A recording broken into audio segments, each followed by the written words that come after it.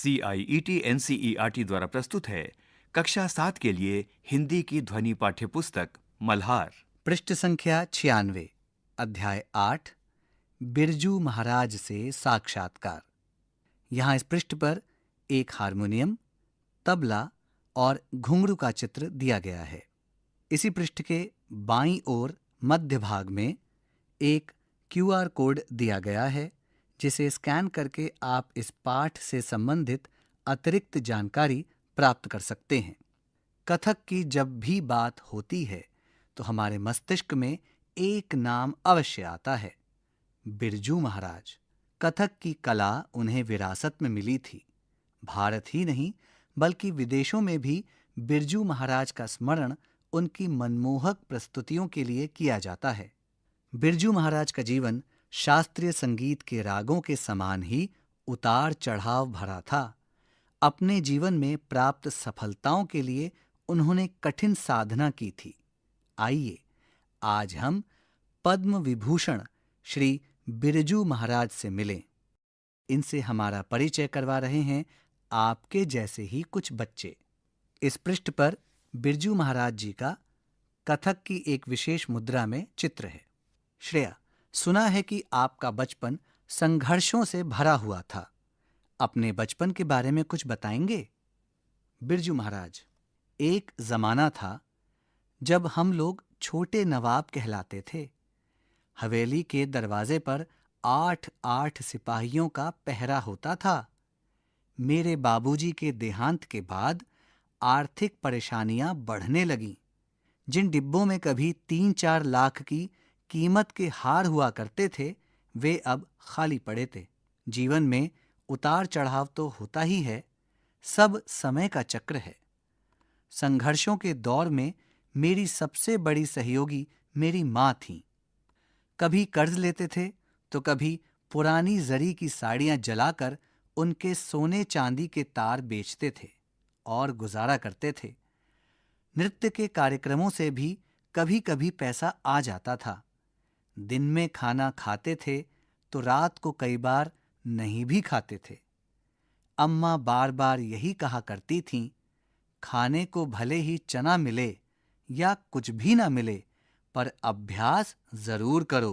पृष्ठ संख्या 97, तनुश्री, आपने कथक किससे सीखा? बिरजू महाराज, मेरे गुरु थे मेरे पिता अच्छन महाराज और चाचा शंभू महाराज और लच्छू महाराज। घर में चूंकि कथक का माहौल था, अतः औपचारिक प्रशिक्षण शुरू होने से पहले ही मैं देख देख कर कथक सीख गया था और नवाब के दरबार में नाचने भी लगा था। कथक की तालीम शुरू करते समय गुरु शिष्यों को गंडा, ताबीज बांधते हैं और शिष्य गुरु को भेंट देता है। जब मेरी तालीम शुरू होने की बात आई तो बाबूजी ने कहा, भेंट मिलने पर ही गंडा बांधूंगा। इस पर अम्मा ने मेरे 2 कार्यक्रमों की कमाई बाबूजी को भेंट के रूप में दे दी। गंडा गुरु और शिष्य के बीच पवित्र रिश्ता होता है। मैंने अब इस रस्म को उल्टा कर दिया है। कई वर्षों तक नृत्य सिखाने के बाद जब देखता हूं कि शिष्य में सच्ची लगन है, तभी गंडा बांधता हूं।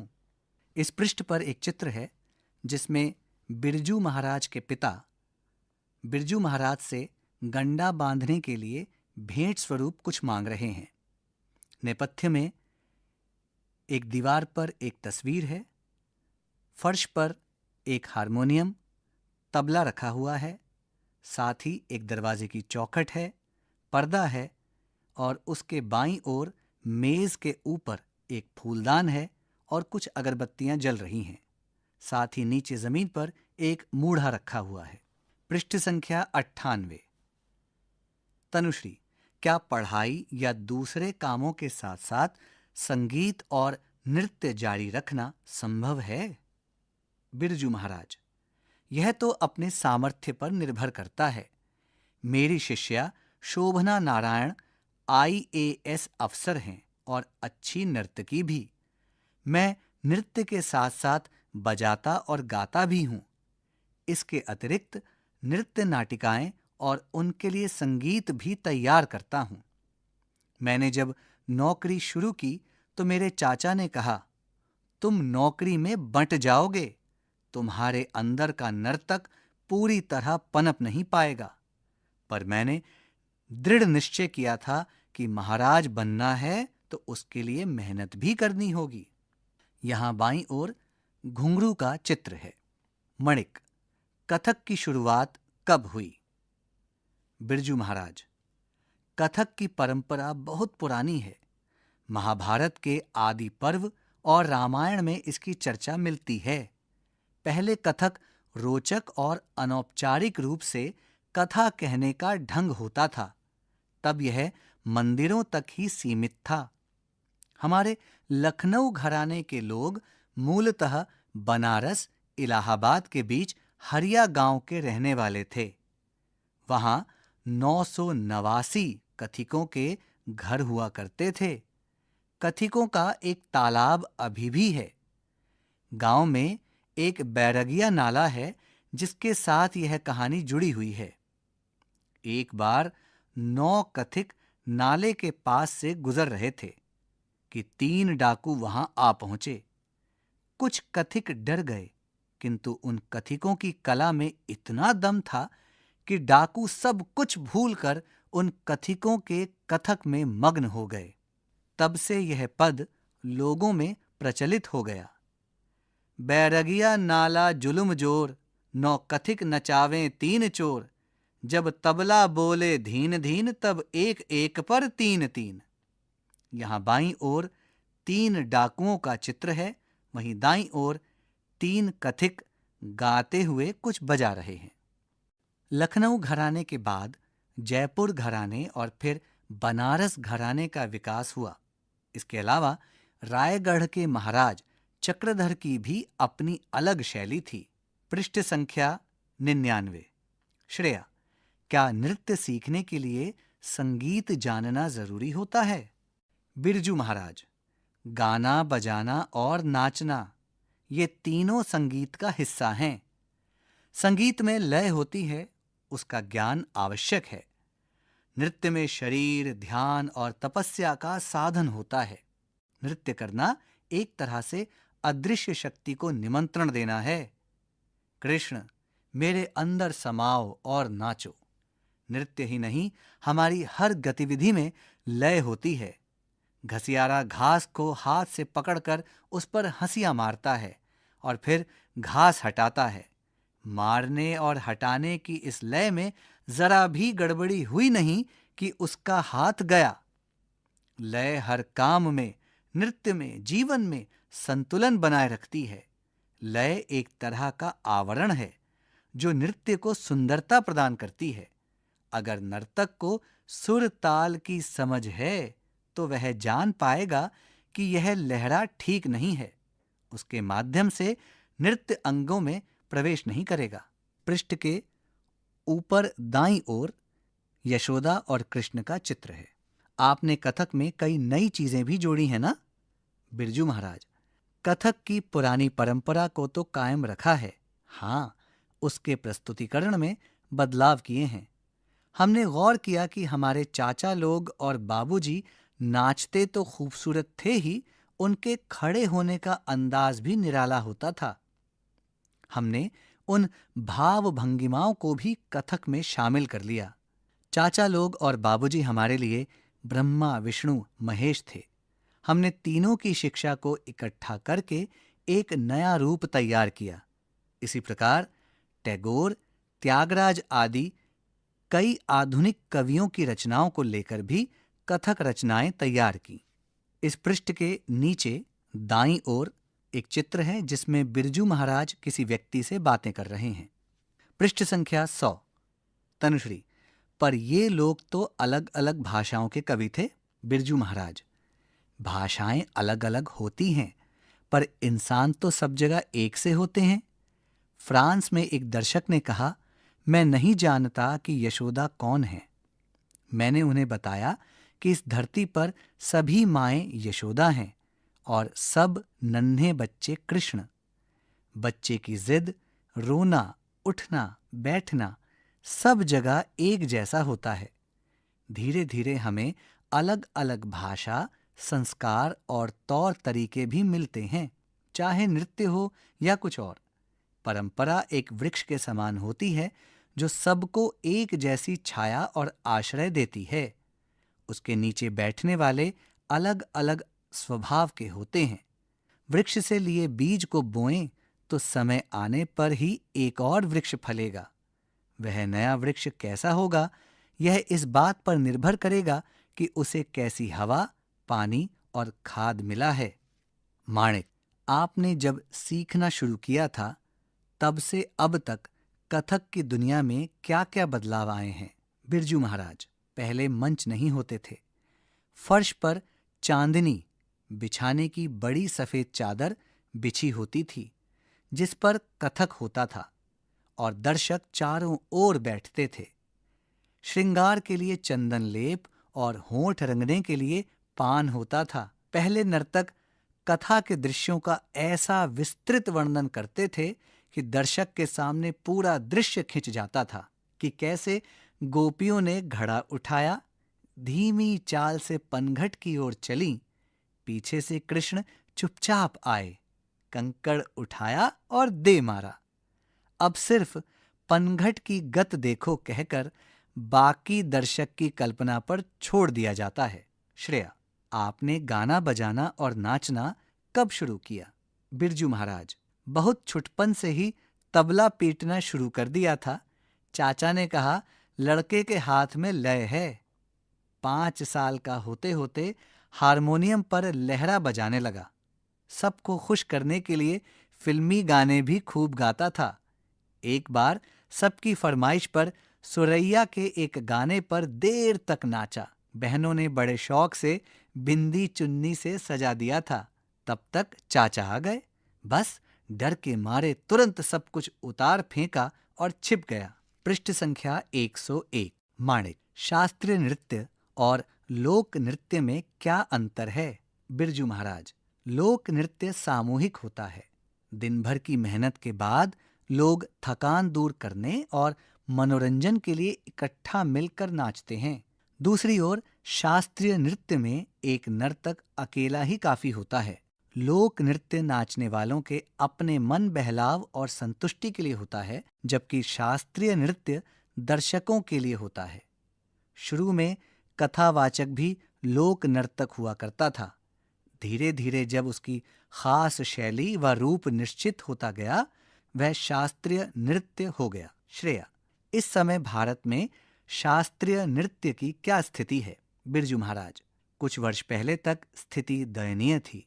अब इसकी लोकप्रियता बढ़ रही है, पर शोर वाले संगीत नृत्य का भी खूब प्रचलन है। मैं सबसे यही कहता हूँ, वह संगीत सुनो देखो, लेकिन अपनी परंपरा की गहराई को भी समझो, अनुभव करो। तनुश्री, कर्नाटक और हिंदुस्तानी शैली के संगीत की तरह क्या दक्षिण और उत्तर के नृत्य में भी अंतर है? बिरजू महाराज, कथक, भरतनाट्यम, कुचिपुड़ी, कथकली, मोहिनी अट्टम, ओडिसी, मणिपुरी, ये शास्त्रीय नृत्य की प्रमुख शैलियां हैं। संगीत और गाने के ढंग का अंतर तो है ही, इसके अतिरिक्त भी हर नृत्य की अपनी लय और भाव भंगिमा है। कथक की भाव भंगिमा दैनिक जीवन से ली गई होती है और भरतनाट्यम में मूर्ति कला से। भरतनाट्यम में दोनों भावों का इकट्ठा प्रयोग होता है और कथक में बारी बारी से। ओडिसी और मणिपुरी में कोमलता है, कथकली में ओज है। कथक में दोनों हैं। कथक में गर्दन को हल्के से हिलाया जाता है, चिराग की लौ के समान। इसी प्रकार उंगलियां भी बहुत धीरे से हिलाई जाती हैं। जैसे घूंघट पकड़ने में या घूंघट उठाने में उंगलियां जरा जोर से हिली नहीं कि चाचा जी तुरंत टोकते थे, घूंघट उठा रहे हो या तंबू। यहाँ इस पृष्ठ पर हारमोनियम, तबला और घुंघरू का चित्र है। पृष्ठ संख्या 102। यहाँ इस पृष्ठ के बाईं ओर एक कथकली कलाकार की नृत्य की शैली में एक चित्र है। माणिक, खाली समय में आप क्या करते हैं? बिरजू महाराज, खाली तो होता ही नहीं हूं, नींद में भी हाथ चलता रहता है, मशीनों में मन खूब लगता है। अगर मैं नर्तक ना होता तो शायद इंजीनियर होता। कोई भी मशीन या यंत्र खोलकर उसके कल पुर्जे देखने की जिज्ञासा होती है। तुम्हें जानकर हैरानी होगी कि मैं अपने ब्रीफ केस में हरदम पेंचकस और दूसरे छोटे मोटे औजार रखता हूं। कभी अपना पंखा फ्रिज ठीक किया तो कभी और मशीनें। बेटी दामाद चित्रकार हैं, उन्हें देख देख कर पेंटिंग बनाने का भी शौक हो गया है। प्रायः रात 12 बजे के बाद चित्र बनाने बैठता हूं। जब नींद से आंखें बंद होने लगती हैं तो ब्रश एक तरफ रख देता हूं और सो जाता हूं। पिछले 2 वर्षों में लगभग 70 चित्र बनाए हैं। श्रेया, अगर कोई बच्चा गाना बजाना या नृत्य सीखना चाहे पर घर के लोग ना चाहते हों तो ऐसे में क्या करना चाहिए? बिरजू महाराज, आजकल के माँ बाप से मेरी विनती है कि यदि बच्चे की रुचि है तो उसे लय के साथ खेलने दें। जैसे अन्य खेल हैं वैसे ही यह भी एक खेल है जिसमें बहुत कुछ सीखने को मिलता है। इस खेल की दुनिया में संतुलन, समय का अंदाजा व सदुपयोग बच्चे के बौद्धिक विकास के लिए बहुत महत्वपूर्ण है। पृष्ठ संख्या 103। इस पृष्ठ पर बिरजू महाराज जी का कथक नृत्य की शैली में एक चित्र है। तनुश्री, क्या आपके परिवार में लड़कियों ने कथक नहीं सीखा? बिरजू महाराज, मेरी बहनों को कथक नहीं सिखाया गया, पर मैंने अपनी बेटियों को खूब सिखाया। लड़कियों के पास शिक्षा या कोई ना कोई हुनर अवश्य होना चाहिए ताकि वे आत्मनिर्भर हो सकें। हुनर ऐसा खजाना है जिसे कोई नहीं छीन सकता और वक्त पड़ने पर काम आता है। बच्चों, तुम लोग संगीत सीखते हो? यदि नहीं तो जरूर सीखो। मन की शांति के लिए यह बहुत जरूरी है। लय हमें अनुशासन सिखाती है, संतुलन सिखाती है। नाचने, गाने और बजाने वाले एक दूसरे के साथ तालमेल बैठाकर एक नई रचना करते हैं। सुर और लय से हमें एक दूसरे का सहयोगी बनकर अपने लक्ष्य की ओर बढ़ने की प्रेरणा मिलती है। पृष्ठ संख्या 104। पाठ से। आइए अब हम बिरजू महाराज से पूछे गए प्रश्नों और उनसे मिले उत्तरों को थोड़ा और निकटता से समझ लेते हैं। मेरी समझ से। क, यहां दिए गए प्रश्नों का सबसे सही उत्तर कौन सा है? उनके सामने तारा बनाइए। कुछ प्रश्नों के एक से अधिक उत्तर भी हो सकते हैं। 1. बिरजू महाराज ने गंडा बांधने की परंपरा में परिवर्तन क्यों किया होगा? वे गुरु के प्रति शिष्य के निष्ठा भाव को परखना चाहते थे। वे नृत्य शिक्षण के लिए इस परंपरा को महत्वपूर्ण नहीं मानते थे। वे नृत्य के प्रति शिष्य के लगन व समर्पण भाव को जांचना चाहते थे। वे शिष्य की भेंट देने की सामर्थ्य को परखना चाहते थे। 2. जीवन में उतार चढ़ाव तो होता ही है। बिरजू महाराज के जीवन में किस तरह के उतार चढ़ाव आए? पिता के देहांत के बाद आर्थिक अभावों का सामना करना पड़ा। कोई भी संस्था नृत्य प्रस्तुतियों के लिए आमंत्रित नहीं करती थी। किसी समय विशेष में घर में सुख समृद्धि थी। नृत्य के औपचारिक प्रशिक्षण के अवसर बहुत ही सीमित हो गए थे। यहाँ दाईं ओर एक चित्र है जिसमें एक गुरु अपनी शिष्या को कुछ सिखा रहे हैं। 3. बिरजू महाराज के अनुसार बच्चों को लय के साथ खेलने की अनुशंसा क्यों की जानी चाहिए? संगीत, नृत्य, नाटक और सभी कलाएं बच्चों में मानवीय मूल्यों का विकास नहीं करती हैं। कला संबंधी विषयों से जुड़ाव बच्चों के बौद्धिक विकास के लिए बहुत महत्वपूर्ण है। कला भी एक खेल है जिसमें बहुत कुछ सीखने को मिलता है। वर्तमान समय में कला भी एक सफल माध्यम नहीं है। ख, अब अपने मित्रों के साथ चर्चा कीजिए और कारण बताइए कि आपने ये उत्तर ही क्यों चुने। यहाँ एक चित्र है जिसमें एक बालिका नृत्य कर रही है। पास बैठी एक बालिका हारमोनियम बजा रही है और एक बालक तबला बजा रहा है। पृष्ठ संख्या 105। मिलकर करें मिलान। पाठ में से चुनकर कुछ शब्द एवं शब्द समूह यहाँ दिए गए हैं। अपने समूह में इन पर चर्चा कीजिए और इन्हें इनके सही संदर्भों या अवधारणाओं से मिलाइए। इसके लिए आप शब्दकोश, इंटरनेट या अपने शिक्षकों की सहायता ले सकते हैं। इस पृष्ठ पर एक तालिका है। इस तालिका के 2 स्तंभ हैं। पहले स्तंभ में कुछ शब्द दिए गए हैं और दूसरे स्तंभ में संदर्भ या अवधारणा दी गई हैं। तालिका का पहला स्तंभ, जिसका शीर्षक है शब्द, ये शब्द इस प्रकार हैं: 1. कर्नाटक संगीत शैली। 2. घराना। 3. शास्त्रीय संगीत। 4. हिंदुस्तानी संगीत शैली। 5. कनछेदन। 6. लोक नृत्य। इस तालिका के दूसरे स्तंभ का शीर्षक है संदर्भ या अवधारणा, जिसके अंतर्गत संदर्भ और अवधारणाएं इस प्रकार हैं: 1. भारत की प्राचीन गायन वादन गीत नृत्य अभिनय परंपरा का अभिन्न अंग है। इसमें शब्दों की अपेक्षा सुरों का महत्व होता है। इसमें नियमों की प्रधानता होती है। 2. भारतीय शास्त्रीय संगीत की एक शैली जो मुख्य रूप से दक्षिण भारत के राज्यों में प्रचलित है। इसमें स्वर शैली की प्रधानता होती है। जल तरंगम, वीणा, मृदंग, मंडोलिन वाद्य यंत्रों से संगत दी जाती है। 3. हिंदू धर्म के 16 संस्कारों में से एक है। यह कान में सोने या चांदी का तार पहनाने से संबंधित है। 4. हिंदुस्तानी संगीत में कलाकारों का एक समुदाय या कुटुंब जो संगीत नृत्य की विशिष्ट शैली साझा करते हैं। संगीत या नृत्य की परंपरा जिसमें सिद्धांत और शैली पीढ़ी दर पीढ़ी प्रशिक्षण के द्वारा आगे बढ़ती है। 5.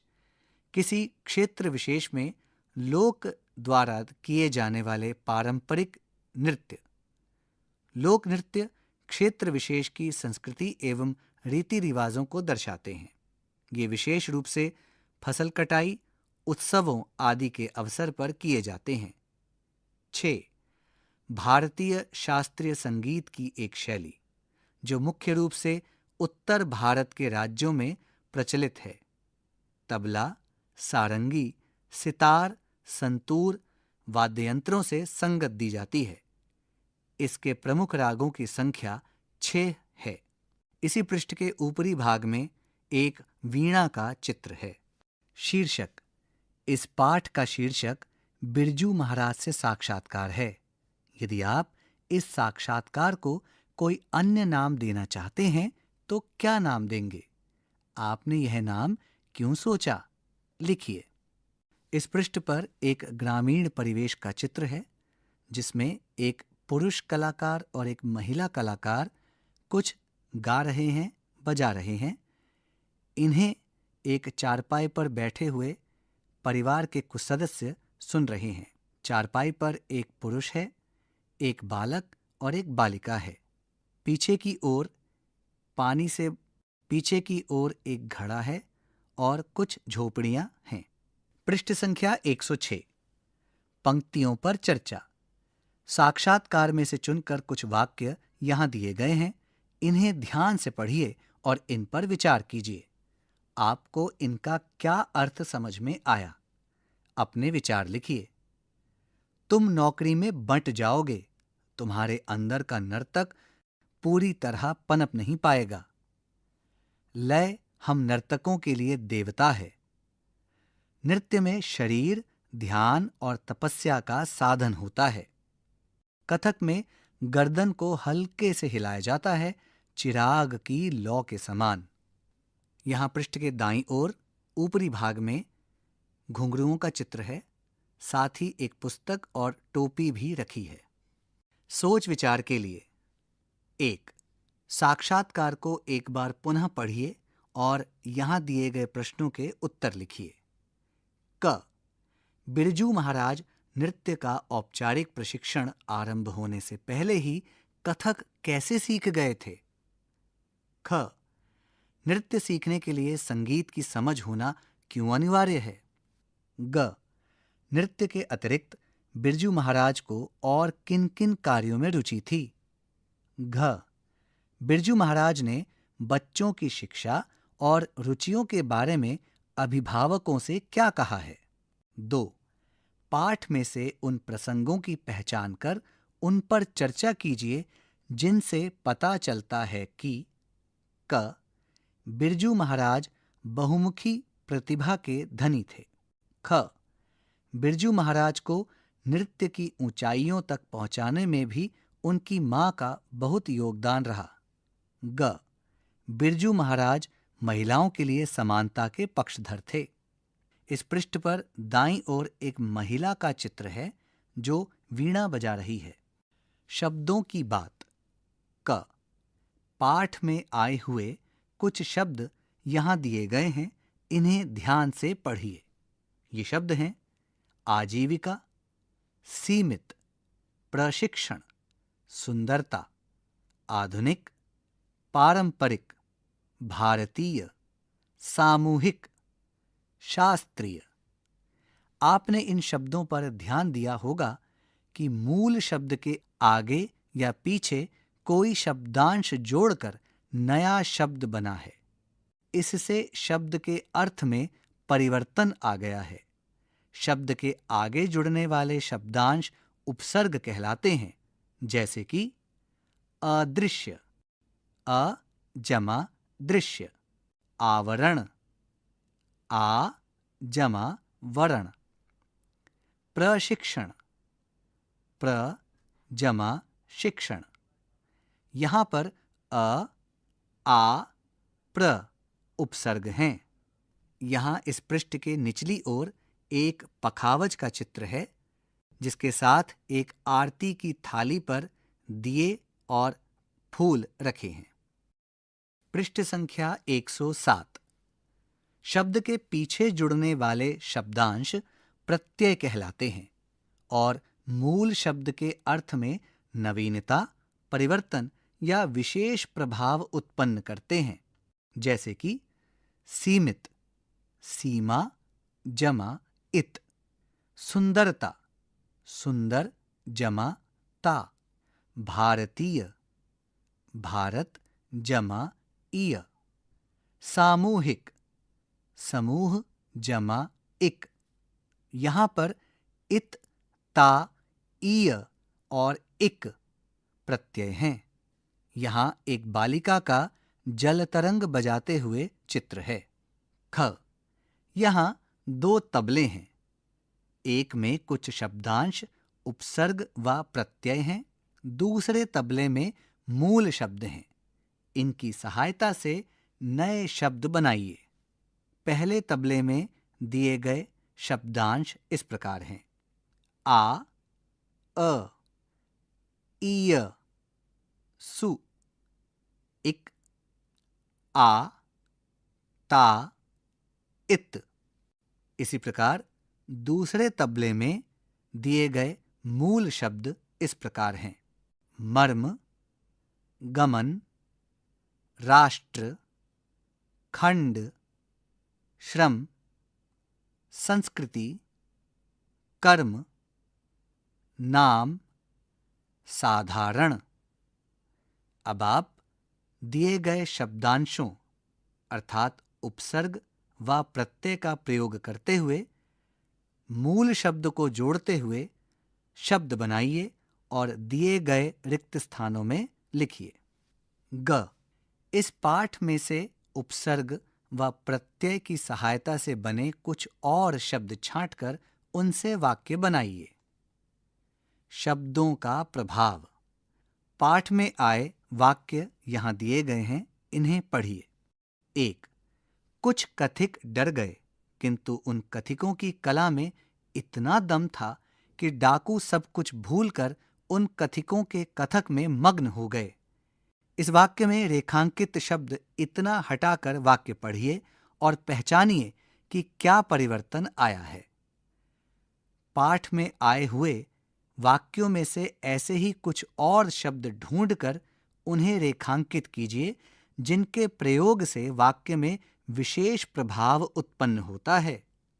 यहाँ एक चित्र है जिसमें 2 कथिक नृत्य कर रहे हैं और उन्हें 3 डाकू देख रहे हैं। पृष्ठ संख्या 108। पाठ से आगे। कला का संसार। क बिरजू महाराज। कथक की पुरानी परंपरा को तो कायम रखा है, हाँ, उसके प्रस्तुतिकरण में बदलाव किए हैं। इस कथन को ध्यान में रखते हुए लिखिए कि कथक की प्रस्तुतियों में किस प्रकार के परिवर्तन आए हैं। ख लोक नृत्य और शास्त्रीय नृत्य में क्या अंतर है, लिखिए। इस प्रश्न के उत्तर के लिए आप अपने सहपाठियों, अभिभावकों, शिक्षकों, पुस्तकालय या इंटरनेट की सहायता भी ले सकते हैं। ग बैरगिया नाला जुल्म जोर, नौ कथिक नचावें 3 चोर, जब तबला बोले धीन धीन तब एक एक पर 3 3। इस पाठ में हरिया गांव में गाए जाने वाले इस पद का उल्लेख है। आप अपने क्षेत्र में गाए जाने वाले किसी लोकगीत को कक्षा में प्रस्तुत कीजिए। यहाँ एक कथक नृत्यांगना का कथक की मुद्रा में नृत्य करते हुए चित्र है। साक्षात्कार की रचना। प्रस्तुत पाठ की विधा साक्षात्कार है। सामान्यतः इसे बातचीत या भेंट वार्ता का पर्याय मान लिया जाता है, लेकिन यह भेंट वार्ता से इस संदर्भ में भिन्न है कि इसका एक निश्चित उद्देश्य और ढांचा होता है। यह साक्षात्कार किसी नौकरी या पाठ्यक्रम में प्रवेश लेने के लिए होने वाले साक्षात्कार से बिल्कुल भिन्न है। प्रस्तुत साक्षात्कार एक प्रकार से व्यक्तिपरक साक्षात्कार है। इसका उद्देश्य साक्षात्कारदाता के निजी जीवन, उनके कामकाज, उपलब्धियों, रुचि अरुचि, विचारों आदि को पाठकों के सामने लाना है। किसी भी प्रकार के साक्षात्कार के लिए पर्याप्त तैयारी, संवेदनशीलता और धैर्य की आवश्यकता होती है। साक्षात्कार की सफलता इस बात पर निर्भर करती है कि साक्षात्कारदाता के संदर्भ में कितना शोध किया गया है और प्रश्न किस प्रकार के बनाए गए हैं। यहाँ इस पृष्ठ पर एक चित्र है जिसमें एक सब्जी वाले का 2 बालिकाएं साक्षात्कार कर रही हैं। एक बालिका सब्जी वाले से प्रश्न पूछ रही है, वहीं दूसरी बालिका सब्जी वाले के दिए गए उत्तरों को लिख रही है। सामने कुछ सब्जियां टोकरियों में रखी हुई हैं। प्रस्तुत साक्षात्कार के आधार पर बताइए। क साक्षात्कार से पहले क्या-क्या तैयारियां की गई होंगी? ख आप इस साक्षात्कार में और क्या-क्या प्रश्न जोड़ना चाहेंगे? ग यह साक्षात्कार एक सुप्रसिद्ध कलाकार का है। यदि आपको किसी सब्जी विक्रेता, रिक्शा चालक, घरेलू सहायक या सहायिका का साक्षात्कार लेना हो तो आपके प्रश्न किस प्रकार के होंगे? पृष्ठ संख्या 109। सृजन। आपके विद्यालय में कथक नृत्य का आयोजन होने जा रहा है। क आप दर्शकों को कथक नृत्य कला के बारे में क्या-क्या बताएंगे? लिखिए। ख इस कार्यक्रम की सूचना देने के लिए एक विज्ञापन तैयार कीजिए।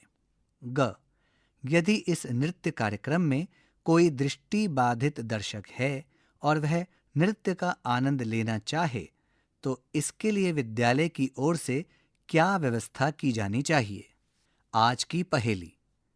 अगर नर्तक को सुर ताल की समझ है तो वह जान पाएगा कि यह लहरा ठीक नहीं है।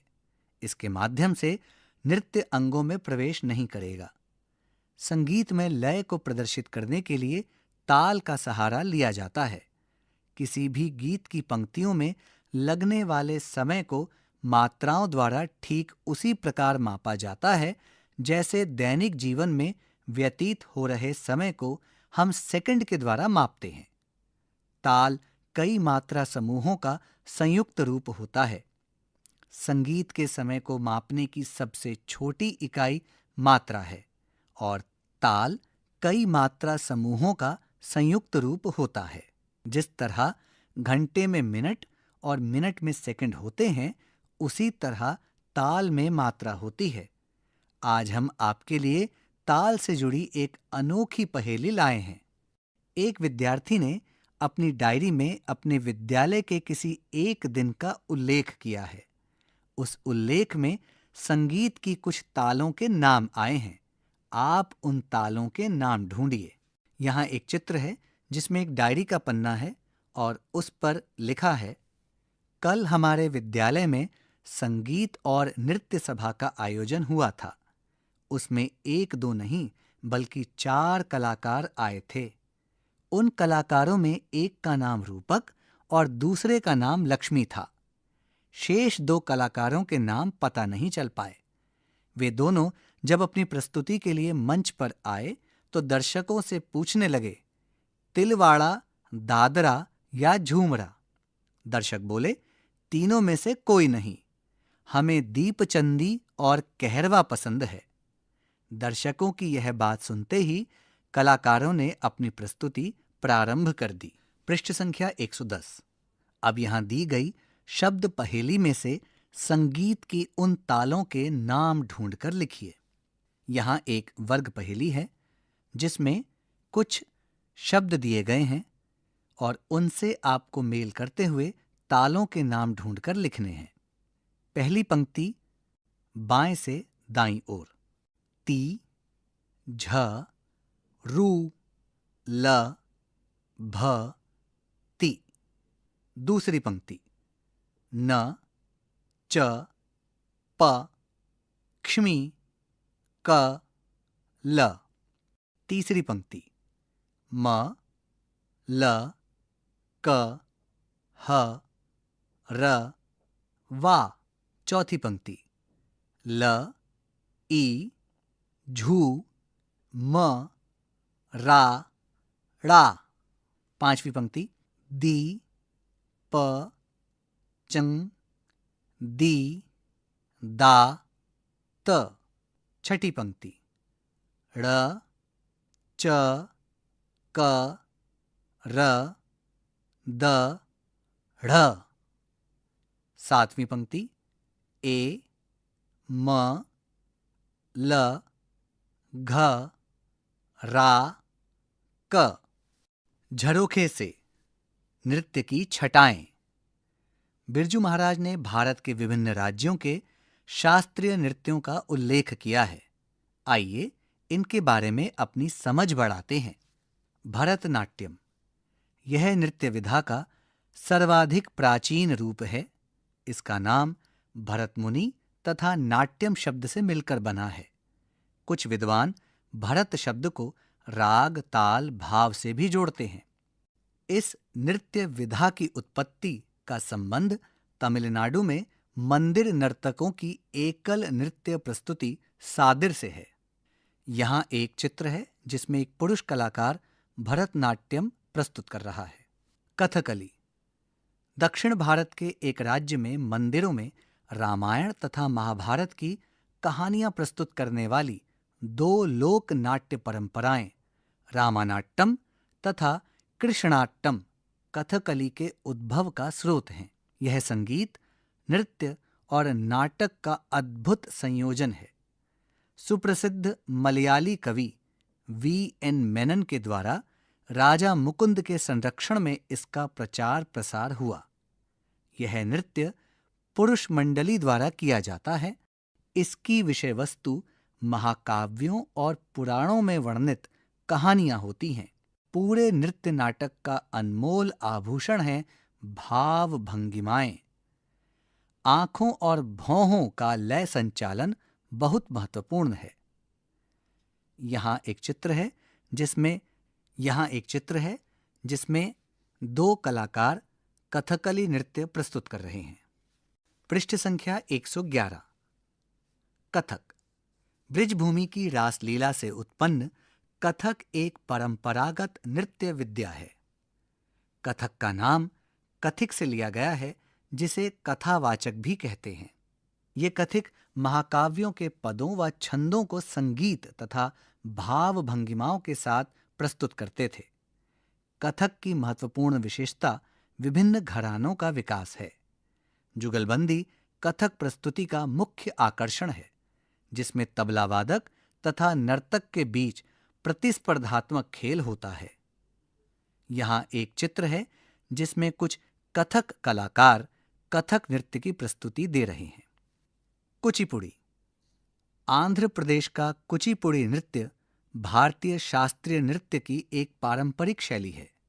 कुचिपुड़ी नृत्य प्रस्तुति प्रार्थना से आरंभ होती है, तत्पश्चात नृत्य अभिनय को प्रस्तुत किया जाता है। नृत्य प्रस्तुति के साथ कर्नाटक संगीत की संगत दी जाती है। कुचिपुड़ी नृत्य का समापन तरंगम प्रस्तुति के पश्चात होता है।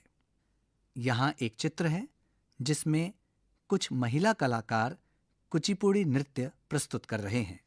रिपीट, यहाँ एक चित्र है जिसमें कुछ महिला कलाकार कुचिपुड़ी नृत्य प्रस्तुत कर रही हैं। मणिपुरी नृत्य। पौराणिक आख्यानों के अनुसार मणिपुरी नृत्य का स्रोत भारत के एक उत्तर पूर्वी राज्य मणिपुर की घाटियों में स्थानीय गंधर्वों के साथ शिव और पार्वती का दैवीय नृत्य है। इस राज्य के प्रमुख त्योहार लाई हरोबा में इस नृत्य को करने का प्रचलन है। सामान्यतः यह नृत्य स्त्रियों द्वारा किया जाता है। इसमें चेहरे की अभिव्यक्ति के स्थान पर हाथ के हाव भाव व पैरों की गति महत्वपूर्ण होती है।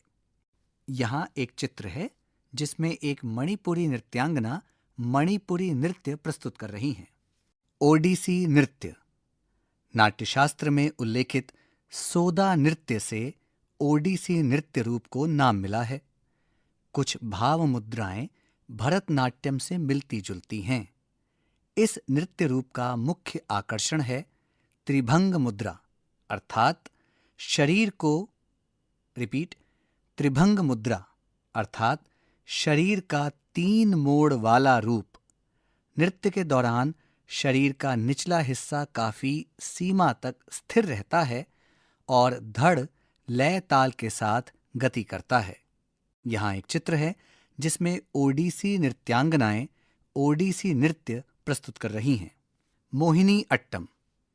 भारत के 8 शास्त्रीय नृत्यों में से एक मोहिनी अट्टम का उद्भव केरल राज्य में हुआ। मोहिनी अट्टम की विशेषता घुमावदार कोमल भाव वाले आंगिक अभिनय हैं। इस नृत्य के अंतर्गत अभिनय पर बल दिया जाता है। इस नृत्य शैली में मुख की अभिव्यक्ति और हस्त मुद्राओं को सर्वाधिक महत्व दिया जाता है। नर्तकियां पारंपरिक पोशाक पहनती हैं जिसे मुंडू कहा जाता है। पारंपरिक रूप से मोहिनी अट्टम केवल स्त्रियों द्वारा ही किया जाता है, जबकि कथकली केवल पुरुषों द्वारा ही किया जाता है। यहाँ एक चित्र है जिसमें एक मोहिनी अट्टम नृत्यांगना मोहिनी अट्टम नृत्य प्रस्तुत कर रही हैं। यहाँ एक चित्र है जिसमें एक मोहिनी अट्टम नृत्यांगना मोहिनी अट्टम नृत्य प्रस्तुत कर रही हैं। पृष्ठ संख्या 112। साझी समझ। अभी आपने शास्त्रीय नृत्यों को निकटता से जाना समझा। 5-5 विद्यार्थियों के समूह में भारत के लोक नृत्यों की सूची बनाइए और उनकी विशिष्टताओं का पता लगाइए। यहाँ इस पृष्ठ पर भारत का मानचित्र दिया गया है। अब आप भारत के मानचित्र में राज्यानुसार शास्त्रीय एवं लोक नृत्य अंकित कीजिए। पृष्ठ संख्या 113। खोजबीन के लिए। यहाँ दी गई इंटरनेट कड़ियों की सहायता से आप भारतीय नृत्य संगीत और बिरजू महाराज के बारे में जान समझ सकते हैं। भारतीय शास्त्रीय संगीत में नृत्य संगत, इसके लिए यहाँ YouTube का एक लिंक दिया गया है। यह लिंक इस प्रकार है https://www.youtube.com/V=W एक capital Z capital X capital C capital U G I 848। Kathak परिचय भाग 7। इसके लिए यूट्यूब लिंक इस प्रकार है https://www.youtube.com/WATCH?v equal to capital D P R J 6 9 I capital A capital M 2 4। Pandit Birju Maharaj. इनसे संबंधित अतिरिक्त जानकारी के लिए यूट्यूब लिंक है https://www.youtube.com/WATCH?v equal to 0 R 3 capital M 8 capital D 2 E capital A capital G G and LIST equal to capital P capital L Q T capital V capital C J 5 I 1 capital H 6 capital B N capital M C 4 H capital I capital R Z capital V Y capital J underscore W T capital P G K Y 9 capital B। पृष्ठ संख्या 114। पढ़ने के लिए। नृत्यांगना सुधा चंद्रन। जीवन के किसी भी क्षेत्र में शिखर तक पहुंचने के लिए दृढ़ इच्छा शक्ति और कठिन परिश्रम की आवश्यकता पड़ती है। कई लोग ऐसे भी हुए हैं जिन्होंने शारीरिक अक्षमता के बावजूद संघर्ष किया है और लक्ष्य प्राप्त किया है। ऐसा ही एक नाम है सुधा चंद्रन। पैर खराब होने के बावजूद वह चोटी की नृत्यांगना बनी। सुधा चंद्रन की माता श्रीमती थंगम एवं पिता श्री के.डी. चंद्रन की हार्दिक इच्छा थी कि उनकी पुत्री राष्ट्रीय ख्याति की नृत्यांगना बने। इसीलिए चंद्रन दंपत्ति ने सुधा को 5 वर्ष की अल्पायु में ही मुंबई के प्रसिद्ध नृत्य विद्यालय कला सदन में प्रवेश दिलवाया। पहले तो नृत्य विद्यालय के शिक्षकों ने इतनी छोटी उम्र की बच्ची के दाखिले में हिचकिचाहट महसूस की, किंतु सुधा की प्रतिभा देखकर सुप्रसिद्ध नृत्य शिक्षक श्री के.एस. रामास्वामी भागवतार ने उसे शिष्या के रूप में स्वीकार कर लिया और सुधा उनसे नियमित प्रशिक्षण प्राप्त करने लगी। जल्द ही सुधा के नृत्य कार्यक्रम विद्यालय के आयोजनों में होने लगे। नृत्य के साथ साथ अध्ययन में भी सुधा ने अपनी प्रतिभा दिखाई। लेकिन सुधा के स्वप्नों की इंद्रधनुषी दुनिया में एकाएक 2 मई 1981 को अंधेरा छा गया। 2 मई को तिरुचिरापल्ली से मद्रास चेन्नई जाते समय उनकी बस दुर्घटनाग्रस्त हो गई। इस दुर्घटना में सुधा के बाएं पांव की एड़ी टूट गई और दायां पांव बुरी तरह जख्मी हो गया। प्लास्टर लगने पर बायां पांव तो ठीक हो गया, किंतु दाएं पैर में गैंग्रीन, एक प्रकार का कैंसर, हो गया। ऐसे में डॉक्टरों के पास सुधा का दायां पैर काट देने के अलावा और कोई रास्ता नहीं था। अंततः दुर्घटना के 1 महीने बाद सुधा का दायां पैर घुटने के 7.5 इंच नीचे से काट दिया गया। एक पैर का कट जाना संभवतः किसी भी नृत्यांगना के जीवन का अंत ही होता। सुधा के साथ भी यही हुआ। सुधा ने लकड़ी के गुटके के पांव और बैसाखियों के सहारे चलना शुरू कर दिया और मुंबई आकर वह पुनः अपनी पढ़ाई में जुट गईं।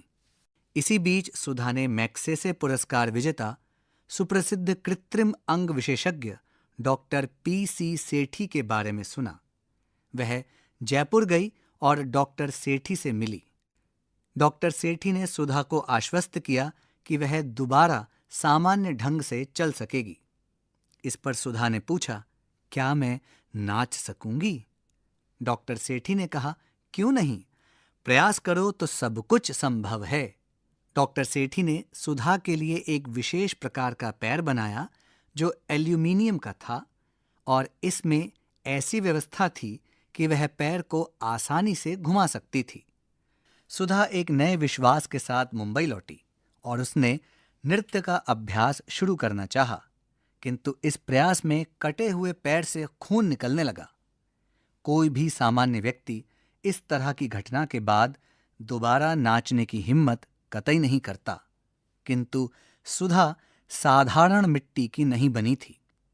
जल्दी ही उसने अपनी निराशा पर काबू प्राप्त किया और अपने नृत्य प्रशिक्षक को साथ लेकर डॉक्टर सेठी से पुनः मिली। डॉक्टर सेठी ने सुधा के नृत्य प्रशिक्षक से नृत्य हेतु पांवों की विभिन्न मुद्राओं को गंभीरता से देखा, परखा और एक नया पैर बनवाया जो नृत्य की विशेष जरूरतों को ध्यान में रखकर बनाया गया था। पैर लगाते समय डॉक्टर सेठी ने सुधा से कहा, मैं जो कुछ कर सकता था मैंने कर दिया, अब तुम्हारी बारी है। सुधा ने पुनः नृत्य का अभ्यास प्रारंभ किया। शुरुआत बहुत अच्छी नहीं रही। कटे हुए पांव के ठूंठ से खून रिसने लगा, किंतु सुधा ने कड़ा अभ्यास जारी रखा। कठिन अभ्यास से सुधा जल्द ही सामान्य नृत्य मुद्राओं को प्रदर्शित करने में सफल हो गई।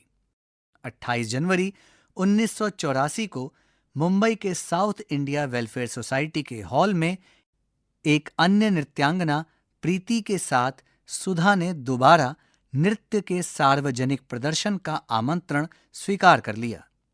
यह दिन सुधा की जिंदगी का संभवतः सबसे कठिन दिन था, उस दिन से भी ज्यादा जबकि उसका पांव काट दिया गया था। सुधा का यह प्रदर्शन बेहद सफल रहा।